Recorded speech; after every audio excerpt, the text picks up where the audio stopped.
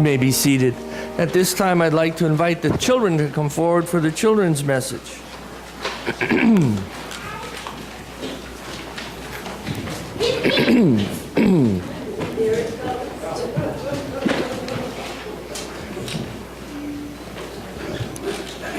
Good morning. How are you today? Is Yannick here today? Where's Yannick? Oh, there he is. How could I miss you? I could miss you? I don't think so. No, you're right. How are you, Lucas?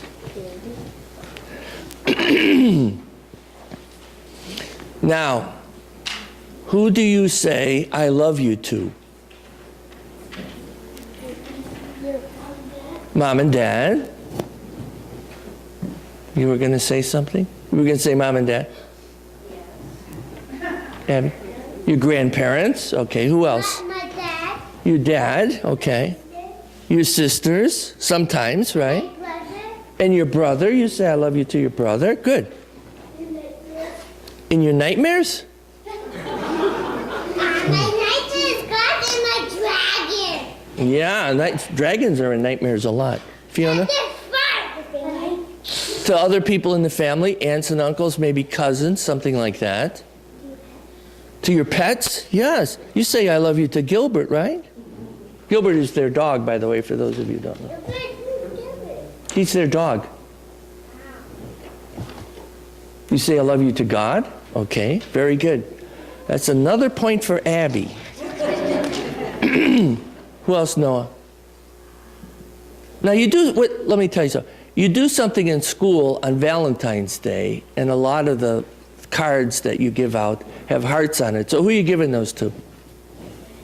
Your friends. Okay. So your friends that, sometimes you'll have friends that you have the rest of your life. Like which of you is in second grade? Chloe. I have a friend that I met in second grade that's still my best friend. So he looked like you. Not as pretty as you, believe me, but he looked like you because he was Swedish. He looked like you, and he and I are still close friends, and I love him. He's my best friend. Hey, I have a preschool. You have a preschool that you go to. You have friends at preschool? Okay, very good. All right, that's who you say I love you to. Now I'm going to read you a story. There was a little girl, a young girl, who had a very poor reputation. What does that mean? If you have a poor reputation, what does that mean? You have a poor life? Very good, Noah. What else do you have if you have a poor reputation? I don't know if you have a card. Okay. I don't think your vocabulary is quite up to this speed yet, Yannick. But that was a good idea. Liam, if you have a poor reputation, what does that mean? Are you a good kid or a bad kid? You could be a poor kid. You can also be thought of as a bad kid or a kid who makes trouble. So if you have a bad reputation, that would be like. Ask your mom and dad about that because I'm sure they've had these kinds of problems. No, they will tell you. If you have a bad reputation, people think that you're not a good kid. There's something wrong with you or you don't behave well, is what they might think. Anyway, this little girl with a poor reputation lived in an orphanage. And nothing she did seemed to be right. Everything seemed calculated to annoy not only her teachers and her supervisors, but she annoyed the other children as well. One day, she lived in an orphanage, so what does that mean? She's a poor kid. No parents, and she's a poor kid too. She has no parents and she's poor. One day her roommate told the woman who was in charge of the orphanage that she saw the little girl, whose name was Ruth, place notes in the branches of a tree that stood in the yard where they played. So this little girl climbed up the tree. She put a bunch of notes in the tree. That sounds kind of funny, huh? So the woman who was running the orphanage was delighted because she thought, if she's written some terrible things on those notes that people are going to get a hold of, and she's made more trouble, I'm going to send her to another orphanage. I'm going to get rid of her. I'm going to send her to another orphanage. So she ran out to find the tree, and she took the notes out of the tree. and she read the notes. And then the lady who ran the orphanage hung her head and silently passed the paper to an assistant, another teacher at the orphanage. And the little girl had simply written, "To whoever finds this, I love you." That's kind of sad, huh? She didn't have anybody to love. And I wonder if she thought that anybody loved her. Now, if you didn't think anybody loved you, and there was nobody who was taking care of you, would you want to be a good kid or a bad kid? Good. You would want to be a good kid? I think I would want to be a bad kid. I would be very angry.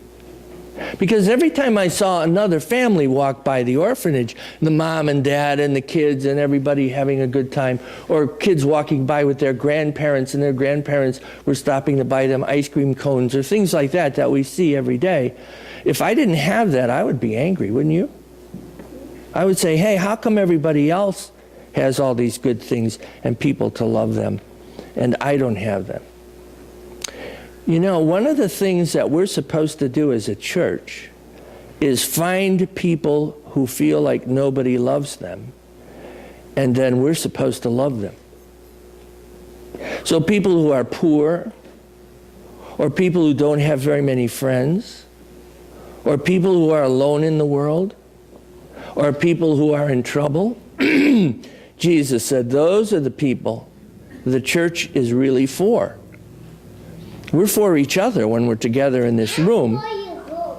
You're 4 years old, okay. It's not that kind of a 4, but it kind of fits. Anyway, so that's what the church is really for. That's our purpose. That's our mission. Mission means what God calls us to do, to find these other people. It doesn't have anything to do with the building or anything else we do. It has to do with how we act to other people in the world. So if you went into that tree and you found notes from somebody that said, whoever finds this, I love you, would you feel good or bad? Good. Okay, or you could feel sad for this person and say, I'm going to find a way to make this person feel accepted, to feel like they were cared about. Like when you go to a new school, you know, it's hard to go to a new school. I don't know if any of you have done that recently. When you go to a new school and you don't know anybody, it's very hard. And there's always seems to be somebody who will come up to you and say, hi, my name is whatever, Bobby or Linda or whatever, and I'd like to be your friend. That's very important, isn't it? Very important. Okay, so you think about this when you're writing out your Valentine's this year, or when you're talking to your parents about this, talk about some of these kinds of things in ways, maybe you know children who you think are unhappy or don't have enough friends, and maybe you could find some way to help them. Okay. One more thing before you go. We're going to have one of our sleepover nights coming up, aren't we? And we're going to watch movies. I'm not doing that. We're going to watch, the movies have been decided upon. Is this her decision? Oh, Abby? Evan Almighty is a funny movie about a man who is asked to build an ark, right? If any of you have seen it, I guess it's very funny. I haven't seen it yet. And what's the other movie? I tell you this because I want to make this invitation to you. Night to museum. Oh, Night in the Museum is possible. That's also a funny movie, isn't it? Yeah. And when the done, we got movie, and Johnny was too scared to watch it. Oh, okay. All right. Let me just get this done. I also want to say that when the Sunday school has this sleepover time, there's a supper and there's lots of fun things that the kids do. Besides, mostly watch the movie, but and then everybody tries to go to sleep somewhere in the church. We have a very good time. But if those of you who are not doing anything on that Saturday night, if you'd like to come to observe and watch the movie and have snacks with the kids, you'd be certainly welcome to do that. And when all the parents disappear, don't panic. No, we won't do that. The parents won't disappear. So, okay, good. So okay, you kids can go to your classes now. Thanks for listening.